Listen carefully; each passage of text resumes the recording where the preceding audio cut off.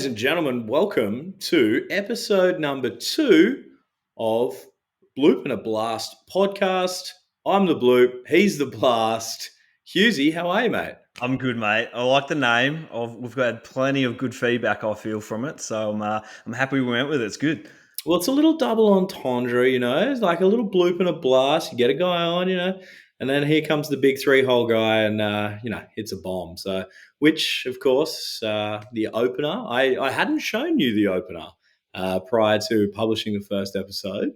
Would I was you? excited, mate. It was good. Yeah. I enjoyed it, mate. So well done to you. Congrats, mate. Good stuff. That's okay. Look, as long as we don't get a cease and desist from the people that own that audio, I think I tried to smother it in there. But look, hey, don't tell anyone. Hashtag keep some secrets, guys. Let's keep enjoying the intro. No, look, we really do appreciate all the feedback, all the love we've been getting from our friends and our family and Hughesy's fans. I don't have fans. Hughesy has fans, but no, it's been amazing. And look, we appreciate it, and also to all of you that are following me on Instagram and maybe you don't follow the baseball as much, I apologize. Once we build up a mad little audience for this show, I will stop punching you in the face with Bloop and a Blast stuff. But until that point, you're going to keep copping it. So, yeah, I apologize. But, hey, sorry, not sorry. But it kind of leads us to our next point, which is if you're not already, hit us up on the socials at Bloop Blast Podcast. We're on Instagram. We've got the Facebook. We've even got the YouTube. Go and check it out. YouTube subs. I had our mate Singy, asked me the other day, he goes, where do you want me to watch it?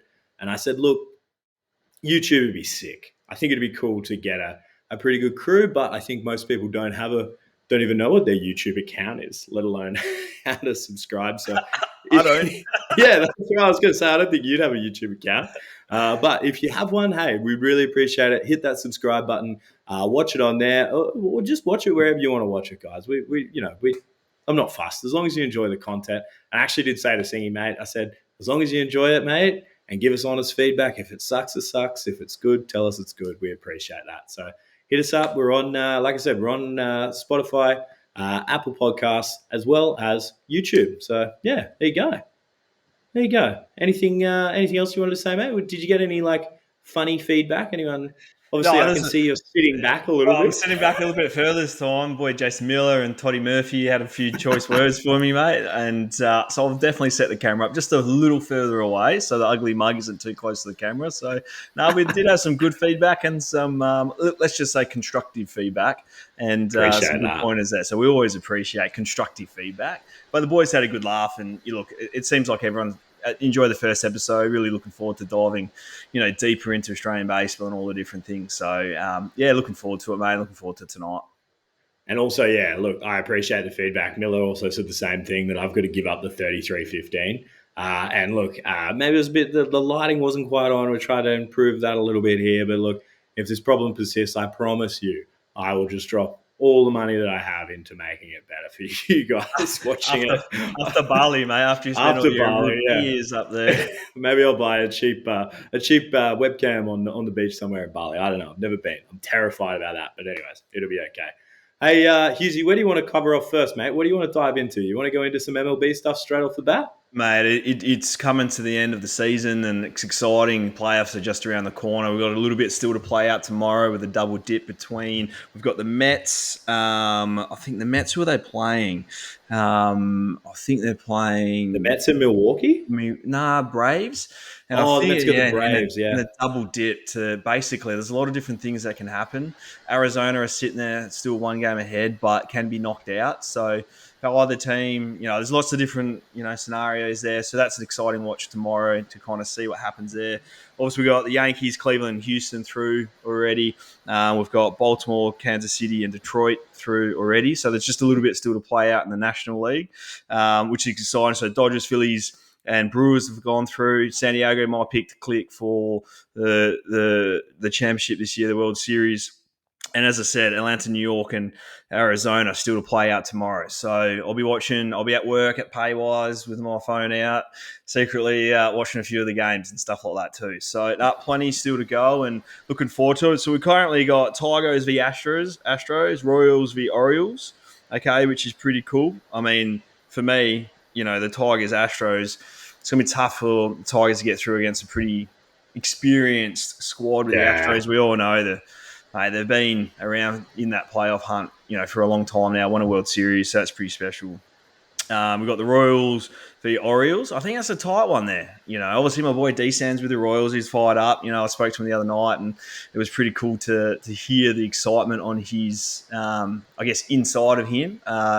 Crazy story. Also 100 games last year to come back and make the playoffs. I think they're the second team to do that, which is Yeah. quite special.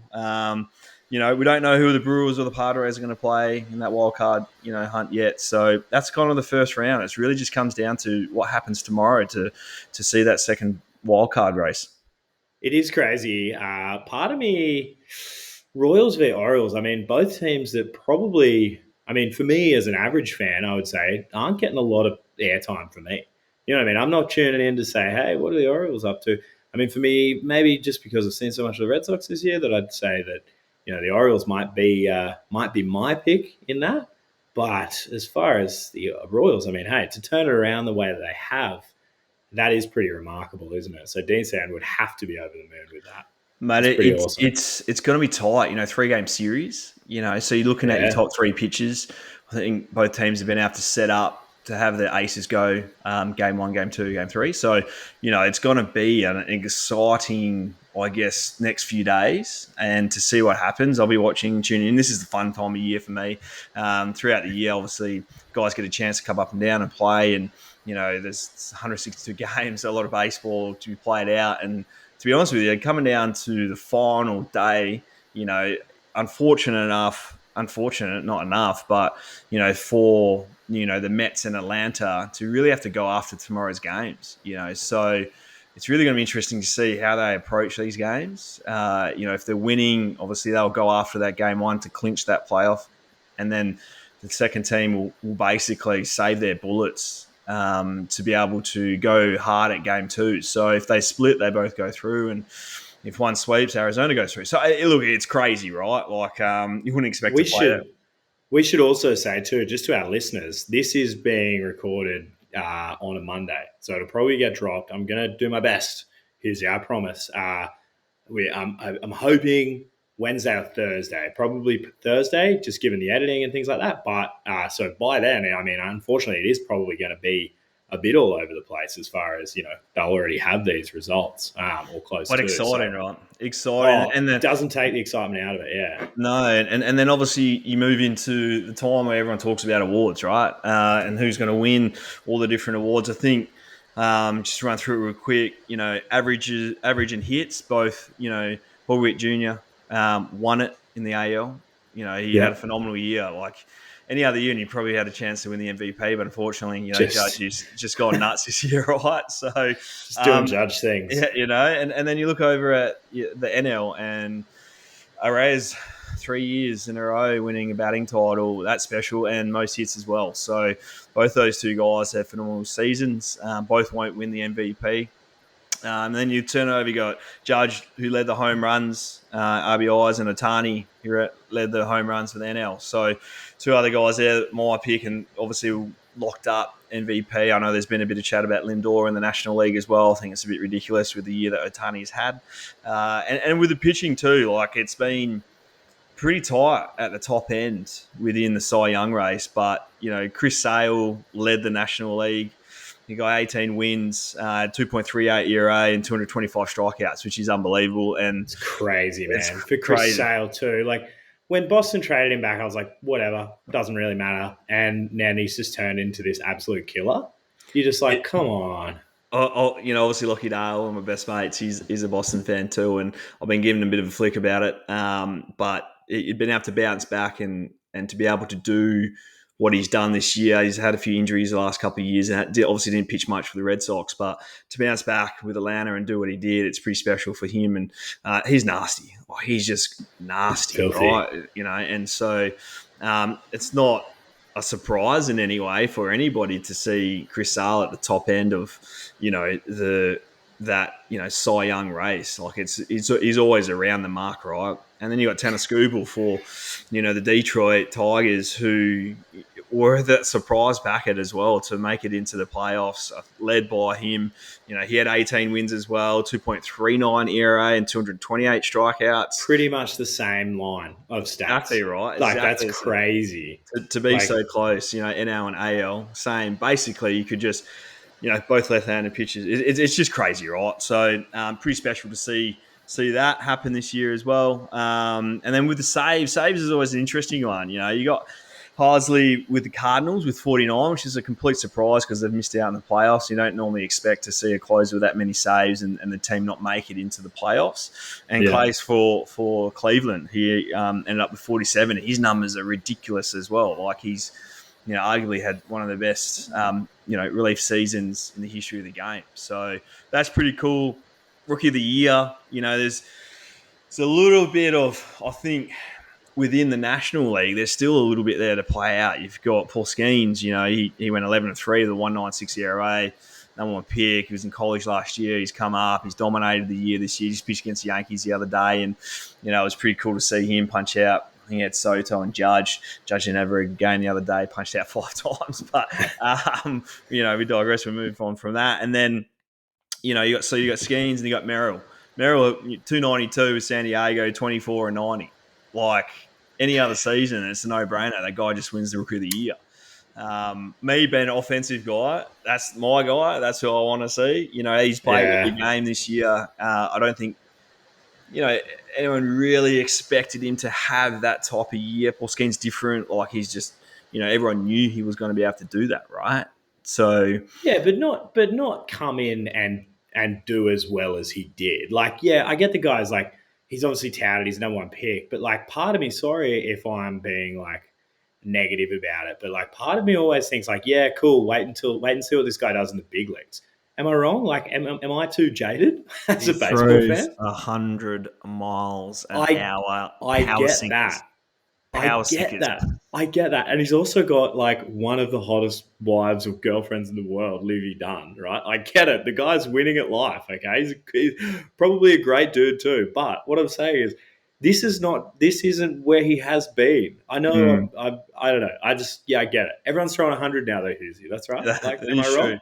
So, to be honest with you, like, for me, seeing a guy like that and all these young guys that come up, you just want them to see them stay healthy, right? You just don't want them to see him get hurt or anything like that. And I know first year in the league, everyone's so concerned around how many innings these guys pitch, how they back up for their sophomore year 2, I think is huge. And like, we've seen guys like Verlander and Scherzer who stayed healthy for most part of their careers, and only just the last couple of years, unfortunately for them, they've started to get hurt. But those two guys have been the workhorses of those teams. And, unfortunately now you probably see all that, I guess, all those innings and all those strikeouts and all those games played starting to take effect on them, which is kind of a little bit sad in a way because they're still filthy. But, I think with Verlander, he's still trying to get back from a previous injury this year, pushing to make that playoff roster, getting back on the roster to be able to do that.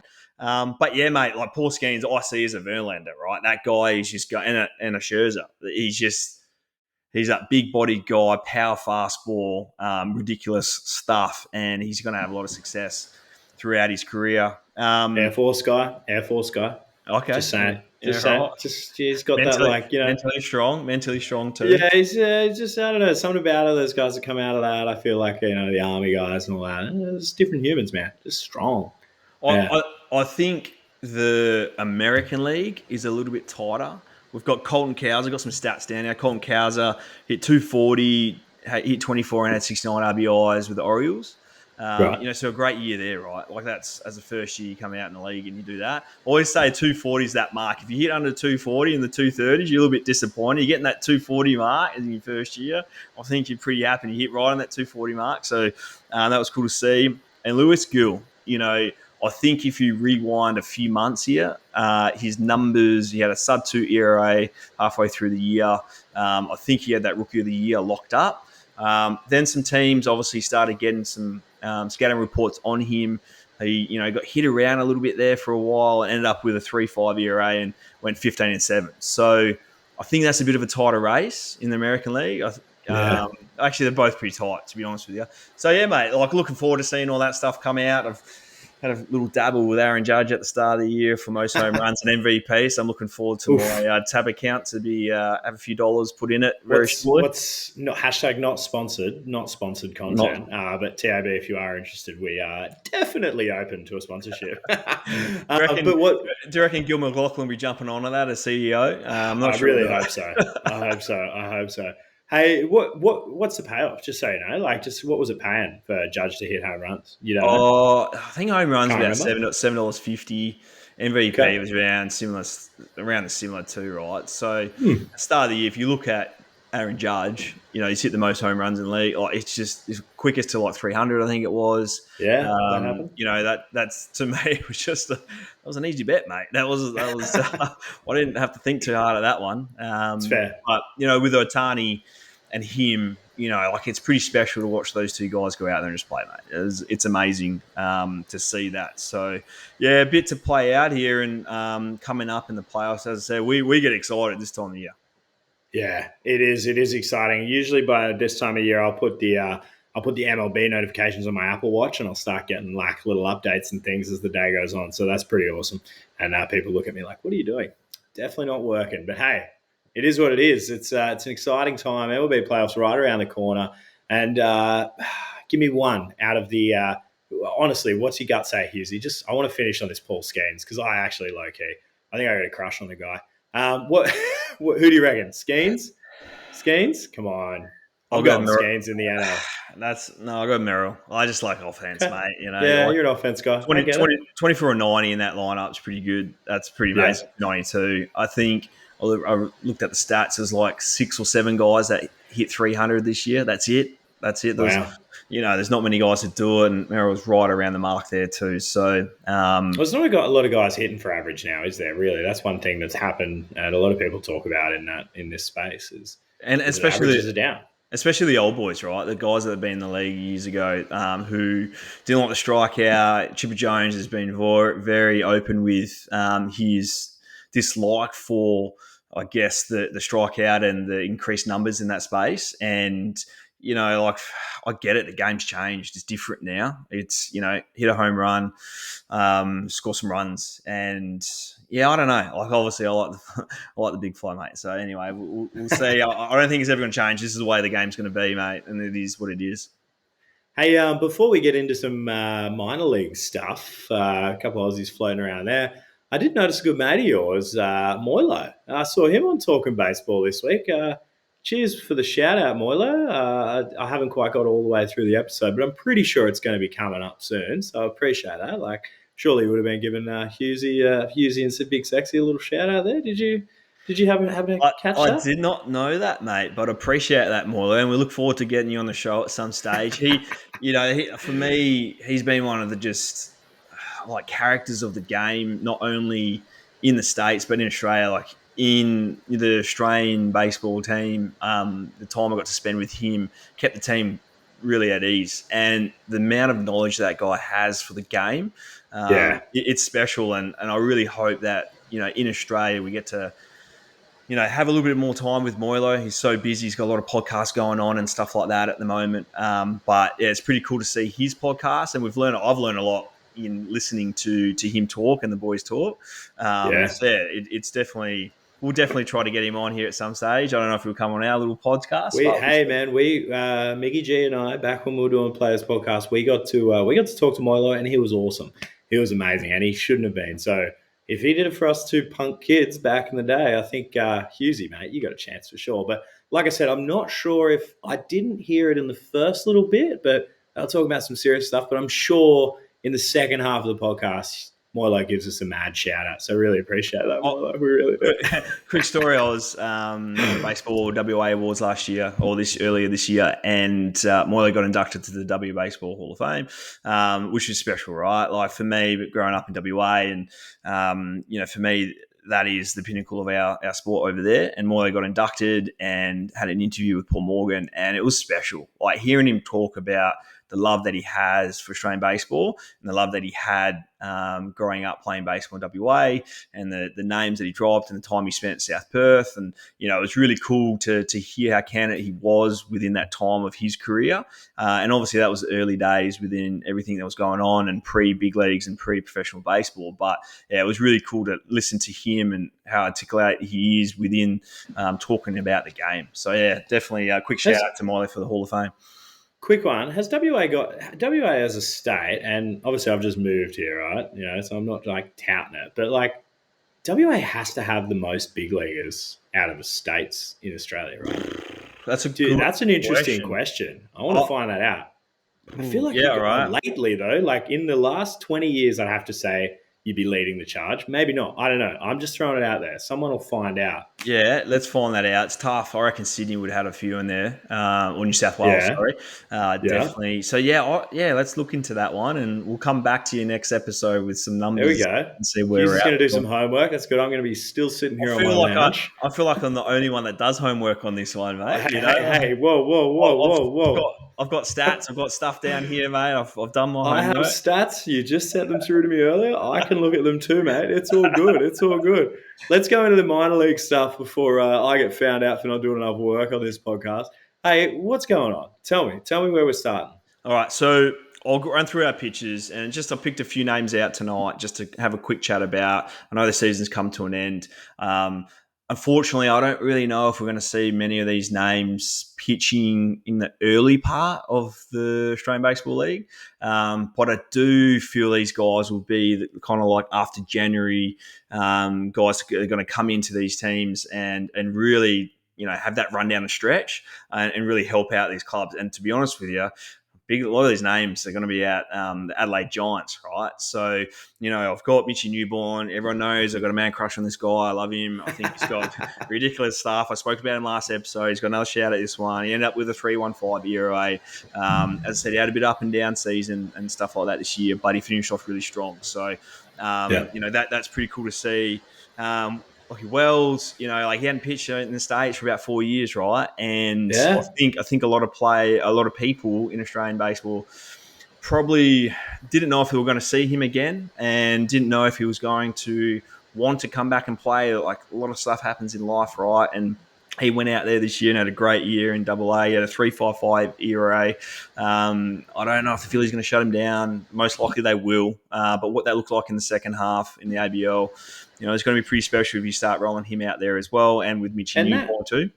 And that comes from his amazing season last year in the ABL too, right? Like, the guy just comes out and just shoves all year. If you look back at his stats, and I had this chat with Howie Norsetter, who signed him, right? And if you look at his stats, even, club baseball, he just hasn't given up runs, and, for the last few years. So, like, that's obviously pretty cool to see. And obviously going back to the States, and I think a lot of people are optimistic. They've been out of professional baseball for 4 years, and then going back over there and in AA too, right? It's not easy. Like, you're just one call away from, pitching in the big leagues. And I think it was great to see him to go out there and pitch really well, and really looking forward to seeing him hopefully pitch back in Australia this year and anchor like our Australian national team for years to come too, right?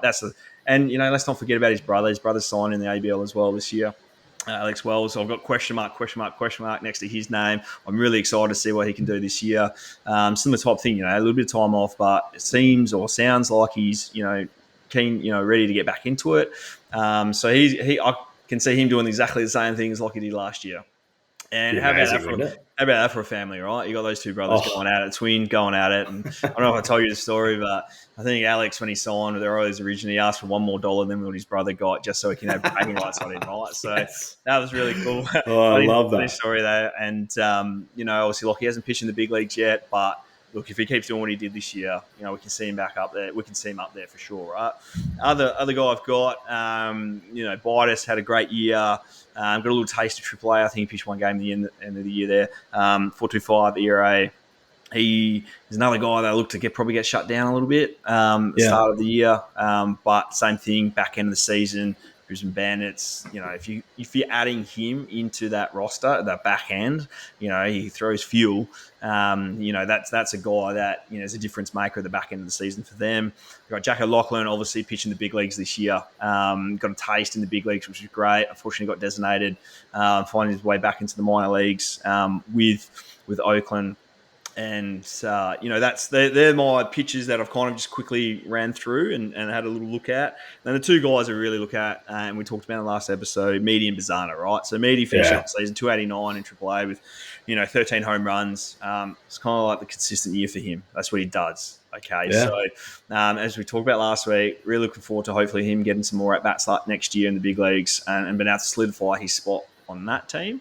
And then Travis Bazana, first year in professional baseball. I mean, the amount of, I hate to use the word pressure, right? Or, expectations of in that number one pick coming into professional baseball. It is different to college. It is different to, I guess, what he's done. And he's played a lot of baseball. He ended up hitting 238, a few bombs, made into the playoffs with his team too. So I feel after a break, I think he's already had work. Like I said, I think I saw him on a drive line this week already. So, I mean, these guys ever switch off, right? Still find out whether or not he's going to play in the Prem 12 for the national team. Fingers crossed he is. They're my guys that are kind of at the top end of, I guess, the food chain of professional players at the moment, and where they're at. So, yeah, I'm looking forward to continuing to watch these guys. And there's other guys along the way which we'll touch base on as we get through these episodes. It is an interesting thing, and I want to just preface this for our listeners too. Like, oftentimes for me, I think what this podcast will be is me just asking someone like Hughesy that has a bit of experience in professional baseball, like, what happens, like this one right now? What happens at the end of the season? Like, what do these guys do? They just basically, you're just going, are you working out? They're still hitting? Are they doing light duties? Like you said, Travis is, jokingly going to Driveline now, but that's a real possibility, right? Like, I think it's kind of shifted the times a little bit. I know for me personally, I'd finish up the season, take a few weeks off, come back to Australia, catch up with friends, family, just switch off from it for a little bit. But I was so excited to get back to my club team at Morley and get around the lads and have a laugh and play a few games for those guys leading into the ABL season. And so I think times have shifted. Travis is such a professional, Meaty's such a professional. These guys finish the season. I always advise guys to have a break, just have a little bit of a break, get away from it a little bit, and then get back into it fresh because it is a long off season. And, I know there's a lot of work that these guys need to do physically after playing a pretty grueling season. But everyone's different, right? I always remember James Beresford, guy from Victoria, playing the big leagues, one of the best contact hitters that I've ever been able to play with. He used to have quite a big break, get in the gym, do all his stuff, and play in the back end of the ABL season a lot. I was different. I just wanted to play, everyone kind of has their own little way to go about it. For me, I just wanted to play as much baseball as possible. Beresford, a little bit different, got in the gym, was a little bit of the back end of the season guy. So everyone kind of has their own way about going about it. But as long as you know what you are and the type of player you are and what you need to get ready for the upcoming season, that's half the battle. Yeah, it's just often. I mean, look, to the average listener and the average fan, it's things you go, I wonder what they do, But I can see that too. I can see you just itching to get back home, hang out with the boys, hang out with the family. It's just, what's going on? Mate, but it's funny, like the last game finishes, everyone clears out lockers, that's it. See you, boys. They jump in the cars, drive home, right? Everyone just goes there off in their own directions, like literally the next day or if not that night. You play your last game. Some guys are in the car that night driving home. And they might have 30 hours drive from one side of the country to the other. For me, I had 35 hours to fly back to Australia. And, like jumping on a plane. There's always a little bit here that, wasn't too happy with the season finishing because that's all, that's you live and die by you playing your numbers, the progression, where you're going, and then all of a sudden you come back to Australia, have a little bit of a break, get freshened up, ready to go again. So, no, mate, it's interesting to see how these guys and how they go about it, and maybe we get to chat to some of these guys and see what they are doing in the off season. It would be amazing. It would be amazing. And look, so when we do talk to those guys, I apologize for the dumb questions that I'm going to ask, but I don't care. All the fanboying that you're going to I'm do. just a fanboy. Like, that's the best part about this. Like, it is actually so cool. Like, I just get to sit here and talk to me. I'm literally on my lounge right now. I get to talk to you, ask you funny questions, and then hopefully, down the line, we are going to talk to some pretty cool people. So I'm pretty excited about that. Hey, one thing that you mentioned before, and I saw a little Instagram post that you posted. If you're not already, make sure you're following Luke Hughes on Instagram. His handle is there on our @Bloop Blast podcast page. If you look us up on Instagram, it's there. You can find Hughesy pretty easy. Don't worry about me. Go to Hughesy. My Instagram's full of silly things.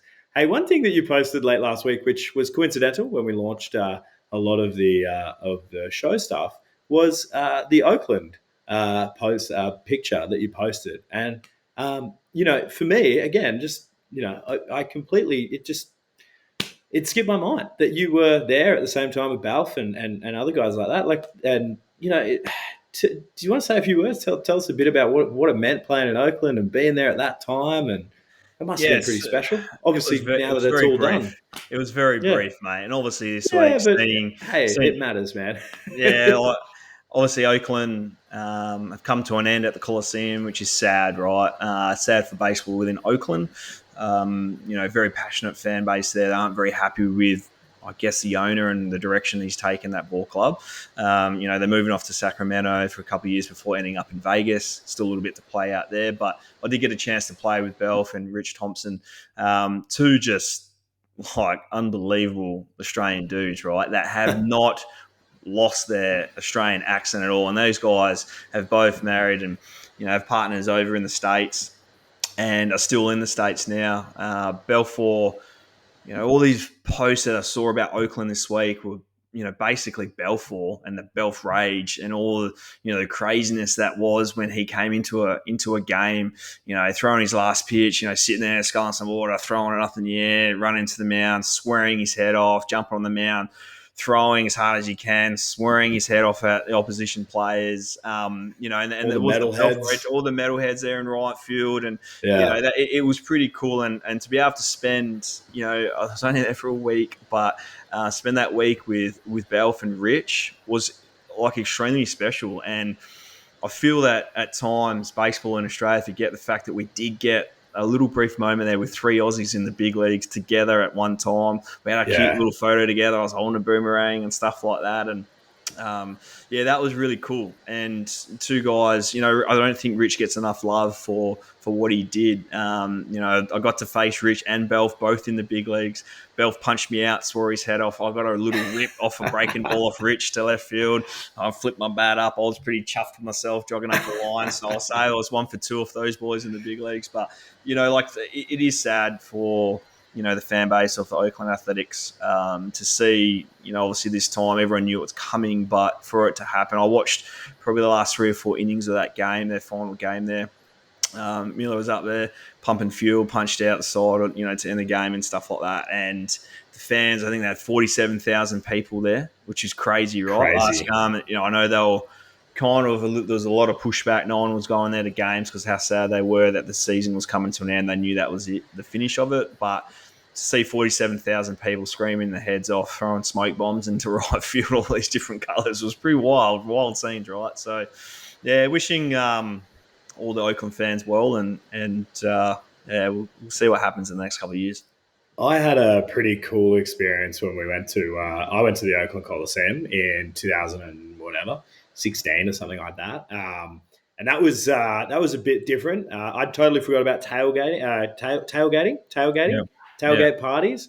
That was sick, man. Walking in and thinking, because like Oakland and San Francisco itself can be a little bit sketchy. Is all I'm going to say. Okay, especially now, San Fran's super dodge, but. Like at this, I was, like walking around, and the next thing I realized, like, there's just all these people, there's families, people running around, having a good time.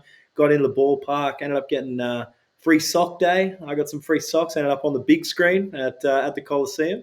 I saw Jose Altuve hit a leadoff home run, Yeah, which makes me hate him even more. But yeah, look, no, it was cool. So yeah. even I have little fond memories there of going to the Coliseum. So it is a sad day for Mm. baseball, and look, I don't know what to believe about a lot of this stuff that you see online about this owner because he's saying one thing, the fans are saying another thing, and it seems like a messy situation. But it is still sad to see them leaving Oakland, and of course having to spend a couple of years in the minor league stadium down there in Nevada or Sacramento, I think it is. Is that Sacramento, right? Yeah, yeah, Sacramento. Sacramento. And then before they get into the Vegas new ballpark there, but it is what it is. No changing it now. So Mm. yeah, it is. It's exciting, but it is also a bit Mm. sad. So there you go. Definitely. There you go. Did you? Where else did you want to go, Hughesy? You had a Let's few more talk. notes, mate. Yeah, let's talk Australian Baseball League, mate. Yeah. Let's dive What are you into it. thinking, mate? I'm thinking tonight. Let's chat about some teams, some younger players that I feel that are ready to take the next step. They've been kind of teetering around a little bit. Some clubs are in different positions with. I've got some notes here. I've got some clubs that I'm looking to see some of these players that have been around for a few years take the next step, Yeah. and they've got some guys that I feel, some younger guys at some other clubs that I'm looking to see what they do. Right, so for me, I'll kick it off with let's go with the Perth Heat tonight. Okay. Yeah. So two guys that I've written down that I'm looking forward to seeing them take the next steps. Kieran Hall obviously had a fantastic under 23s Yes. tournament. Pitched really well. We're starting with them. I don't think he'll be a starter with the Heat, but after seeing that and his performance with the 23s team, who knows, right? He was able to take that next step as a starter, and he just pitched really well. So he's a guy that I'm Yeah. really looking forward to. The other one is my boy Will Sheriff. He's been around, it seems like, for a while now, but he's that kind of lefty specialist guy. And I really would like to see him, same thing, take the next step, really anchor that bullpen as that lefty guy out of that bullpen. He's got nasty Yeah. stuff as well. So they're my two guys from Perth that I really look forward to kind of watching and seeing how they play out. With Melbourne, I've got Berkey, all right, the team under 23 trained captain.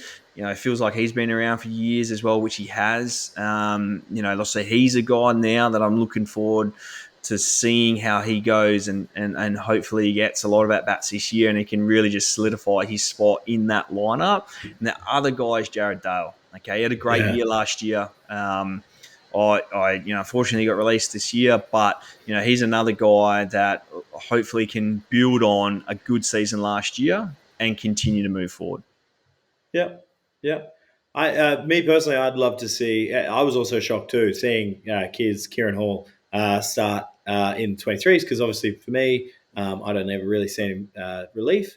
But yeah, look, hey, if Kids comes out and starts a game this year, I mean, hey, I'll be happy. I really like that guy, and I think his stuff's pretty wild. Seeing some of those highlights from Japan there was just sick. His fastball But was jumping. His fastball was jumping out of oh, his hand. So I'm not I sure gotta, what his velo was at, but it looked like he was throwing firm. I'm going to say one thing. This is just a personal favorite of mine. It's probably going to be Jess Williams, right? I want to see that guy bounce back this year. I know he's been around for a bit and all of that, but I'd love to see Jesse Williams come out and just have an absolute stellar year and just really put his foot down and say, "Hey, I'm the guy." We just need to see him stay healthy, mate. That's the biggest thing for Yeah, Jess, is just yeah, stay healthy. of And course. and he's had some unfortunate injuries, broken leg, Tommy John, like it's just crazy stuff. And thought he was going to try to play footy one year and his first game and broke his leg. So that was a bit disappointing. But look, he's obviously a guy. I've got his name written down there as well to see, obviously how he continues to develop. And a big thing for him is just stay healthy, right? We move into Brisbane, into the Bandits, and I feel that these guys have some friggin' good young talent that they're like adding into their team. Yep, We've got Skepton, great year, awesome, great season. You got Bidas, already mentioned him. He's going to be probably that second half. I could be wrong, but I feel like he's that second half guy. The two guys that I'm really interested to see, one, obviously McDonald come back from college. It's going to be huge. Looking forward to watching him more. I don't know much about him, but two-way guy, Connor yeah, McDonald. Two-egger. No, Liam McDonald, mate. There's another one there. Oh, Do your sorry, my homework. bad, my Do your bad, my homework. bad. Do your Sorry, homework. That's all right. That's what I'm here for, the brains, my apologies. Yeah, and you're my just the bloop. apologies. You're just the You bloop. keep going, man. I am the bloop. You keep going. And You're the doing other good. one, is Max Dorrington. Obviously a huge pedigree in baseball, family there, and Trent was obviously a big leaguer. No surprise to see Max come out and big contract, all that stuff like that. I'm not sure how much he's going to play this year, but those are four guys there. That's a pretty good base, right? Add Burnsy in too. You've got a lot of young talent there. So that's going to be pretty cool to see how that plays out. And I think that's the next wave of guys for Brisbane. You always look to have 4 or 5 Aussie guys anchor that lineup. And if you look back at the history of the runs that the Heat went on, that Brisbane went on, that Adelaide are going on, fantastic imports. Don't get me wrong, but a lot of it is based around that core group of Aussie talent that anchor that lineup year in, year out. So I can see they've built a pretty good lineup there with those guys. So pretty excited to see how they continue to develop. Adelaide, Another one I'm going to throw out there for you yeah, just quickly with Brisbane. I have to say it, but Lismore guy Will Riley played a little bit last year with the Bandits. Year before, hasn't had super amount of like consistent playing time. But I tell you what, if they give that guy a chance and he gets that consistent playing time, I think he can have a pretty big impact, even if it is at a platoon level. The kid's pretty solid. So just keep an eye out for him if he gets the chance. I'm not sure. I haven't heard if he's signed with Brisbane yet. But I do know he's coming back, and I'm pretty sure he would stay with the Bandits. So I'll be awesome. excited to see what Will does this year in the ABL for the All right, Bandits if he stay goes tuned and there. let's see where that one happens. Yeah, And then Adelaide with the Giants. It's hard to go past Grego. Hit this guy. He unfortunately has had 2 ACL surgeries. He started off this year fantastically. First couple of months were amazing. Unfortunately, cooled off there for a little bit, and that's natural, right? It's going to happen within our game. Young guy. He's works harder than anyone else. I know personally. Obviously, I got the chance to work with him before he signed and before he took off to the States, but super competitive. Everyone knows that. Wears his heart on his sleeve. I think I love him because that's why the way I played. Got myself in plenty of trouble over the years, and I look back at the time now, and maybe I could have been a little bit cooler headed through a lot of nah, these not a things. But chance. No chance. there's I see a little bit of Hughesy and Grego, and I think that's why I love him as a player too. So Adelaide are probably going to be really happy to have him written in that lineup every game, which is cool. And Riley Knight, Yeah, that interesting thing's going to happen there when he plays against the Sydney Blue Sox with his dad managing there. So that's going to be kind of a cool little fun thing to watch and see how that interaction happens at some stage throughout the season. So those are my 2 guys in Adelaide. I think they've got a lot of veteran talent within that team. They're going to add some really good pieces with the Phillies. So they're my 2 guys there. Canberra, we're still waiting to see a little bit more information about them. I think a big pickup for them this year was George Khalil. He leaves the Aces, goes down to Canberra. Probably, obviously, gets a little bit more playing time with them. yeah. But Canberra have just been a little bit quiet. They've announced some imports over the last week, which is good to see. But looking forward to seeing what I guess Aussie talent they continue to try to pursue and add within that roster. So that's Canberra, and then Sydney. It's hard to go past Solo Maguire. Yeah. He's a guy had a good tournament over the 23s. Highly touted prospect. He's the guy for me to grab a hold of that team. I know Brooks going to lead this organisation a new path. It's going to be heavily based around Solo. So he's the guy for me to really look at to see to take the next level with that team. They just signed Kyle Gogolowski as well. Good to see him back pitching too. And Harry Fullerton makes his way back from Canberra back to Sydney too. So Harry had a bit of a down year last year. I watched him swing the bat, and he's got such a beautiful swing, right? So he's another guy for me that I think Sydney need to have in the lineup to be able to move forward to the next step with them too. So Yeah, they've got some good young guys there. So they're my young guys throughout the league that, for me, I'm excited to watch. I know there's plenty more that are going to come into it, but at this stage, they're my guys.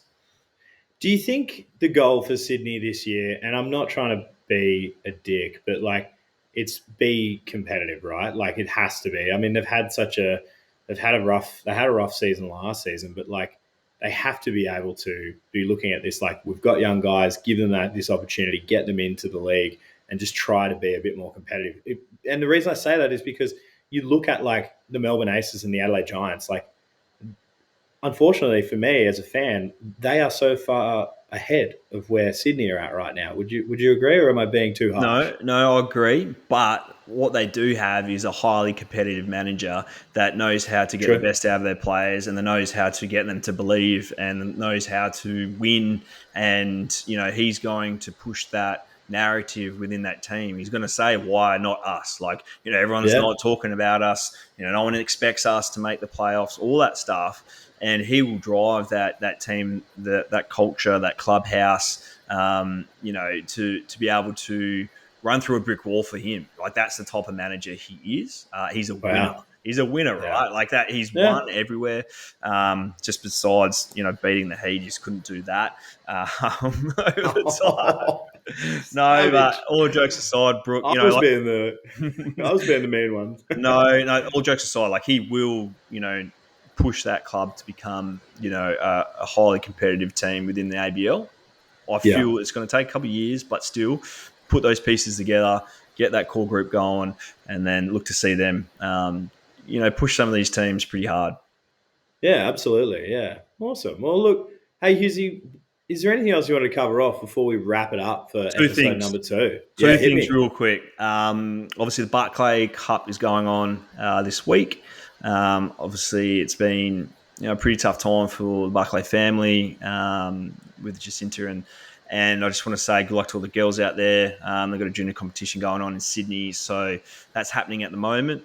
Day one was today, so just wanted to give a quick shout out to them. It's been really cool to see that the Barclay Cup develop over the last couple of years, and this year, it being in Sydney. So a lot of young girls from around the country get an opportunity to play at a tournament Yeah. at this time of year. So, good luck to all the girls that are playing in that.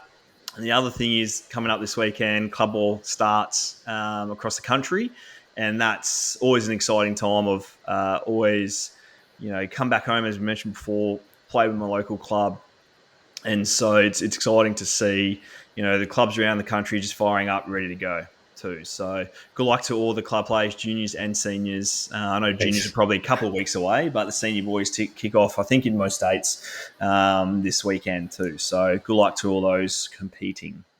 Yeah, I think I just got a text message then to say that I'm playing state league, so that's exciting. No, I didn't. I didn't at all. I'm happy. I'm happy where I end up. I'm not even going to say anything, mate. I'm going to. I'll keep it quiet. If you are playing state league, I'm messaging Dan, going, Dan, mate, What's going on? You had a few red wines Whoa, you tonight. don't know. You don't know, mate. You just give a brother a chance. Give it a chance. No, I do want to actually. All jokes aside, I agree that the Barclay Cup is huge. I know my sister was heavily involved with the women's program for a number of years, Karina Connors, and she couldn't speak highly enough of Jacinta, and obviously the path that she forged in women's sport, not just baseball. This chick was a super athlete, and she was just, from all accounts, an absolutely beautiful person. So it's amazing to see that, and look, best of luck to all the girls competing in that. And I think that's awesome, But yes, so Mate, also everyone yes, forgets she played, she played the NFL Lingerie League in Perth in the States, obviously represented WA and Australia in baseball and played for the GOS Giants in the AFLW. They're three sports. Like, she crazy athlete, very fortunate enough to coach her quite a few years ago on the women's national team as an assistant coach there. And she was, breath of fresh air, always had a smile on her face and stuff like that too. So to see now women's baseball and having the Barclay Cup and the young girls having the opportunity to play in a tournament, I know for a fact the family will be, pretty chuffed, and it's a special moment for them, obviously, in a tough situation as well. Absolutely. Absolutely. And look, that's going to do it for episode number 2. We appreciate you guys listening and watching wherever you are watching. If you haven't already, make sure you subscribe to the show. Follow us along. We're on Apple Podcasts,